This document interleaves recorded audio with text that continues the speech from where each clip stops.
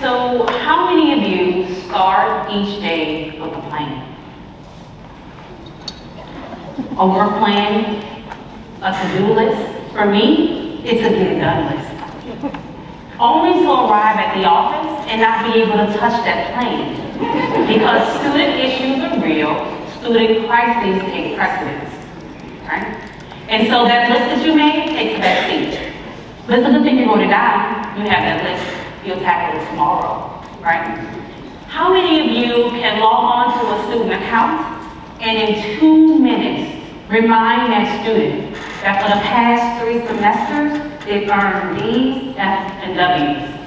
And if they want any hopes of being able to access that federal financial aid packet, then they better complete that SAP appeal immediately.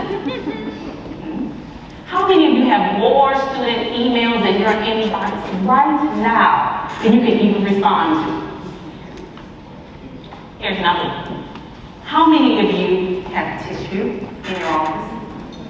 Not just for the students, but for you.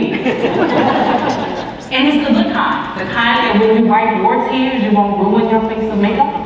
Or the fibers won't tear apart and ruin your clothes. Anybody? Just me? Alright? So, if you answered yes to any of these questions, 9 times out of 10, you spend your time day in and day out trying to make an impact, trying to make a difference. And I'm here to tell you, if you didn't already know, that you are in the business of students. Thank you. Give yourselves a round of applause.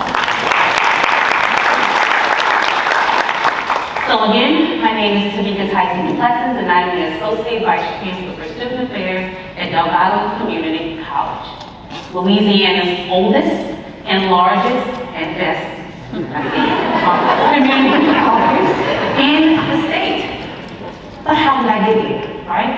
I'll be the first, if you've never heard it before, I'm sure you have, to tell you that the quickest distance between 2 points is what? A straight line.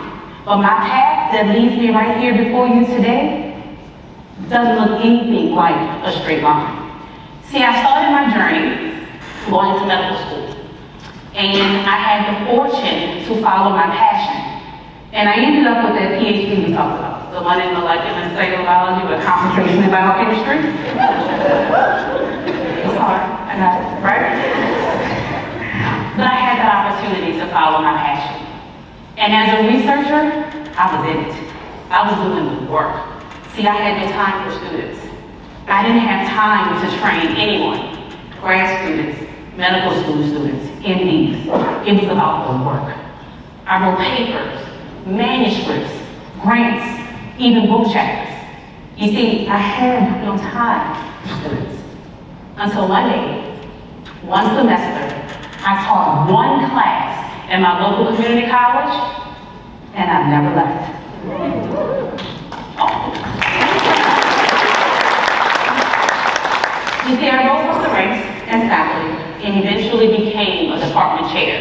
And my life began to support my teachers to make sure, it was a big deal at the time, they had all the technology they needed to support their students and help their students win at that game of chemistry. And so that's what I did. And in that role, I saw administration as a them versus us, right? And so I lived that world a while until I had the opportunity to go and be an executive dean at a satellite campus. So my focus shifted. It was about the community, making sure that that site was truly a college in the community, and that we work with industry and business partners to make sure we align our programs to support that community. Again, that was until about 4 months before the first case of COVID-19 was introduced to the United States. Then I left that satellite campus, and I went back to the main campus, where I became Vice Chancellor Associate of Student Affairs. So as many of you can recognize or understand that my journey was sinuous, right? It was filled with ups and downs, highs and lows, bumps and bruises. But it also had stoplights and U-turns and red lights. But but it also had some potholes. So I stand before you today saying that you are exactly where you're supposed to be. The journeys may be different, but they are uniquely yours. But by virtue of being in the room, you are exactly where you are supposed to be. So being up here today, I can't help but to remember the email that I received to do this talk. And for me, I was blown away. First of all, I read that email not once, not twice, but 3 times. Because I wanted to understand the assignment that was ahead of me. And so when I finally came to that realization, I was like, no way!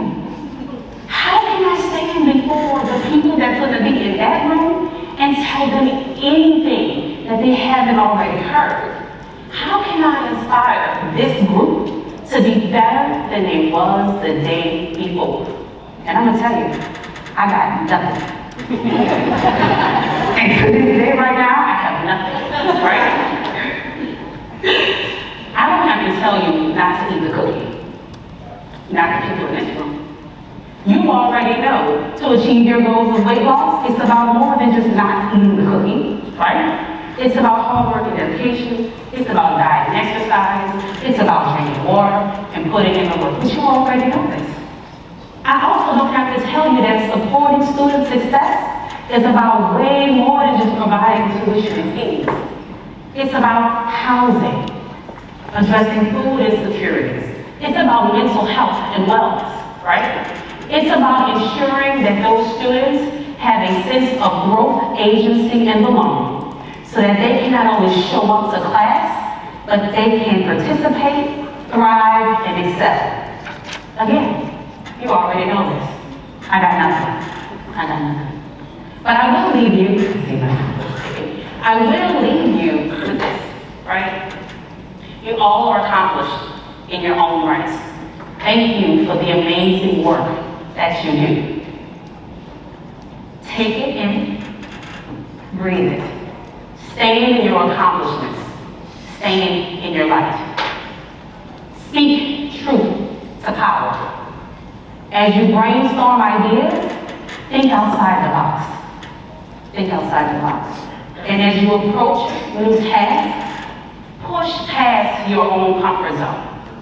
That's going to be important. Color outside the lines. That's fine. Color so far outside the lines that the mark you make transcends that 2-dimensional page.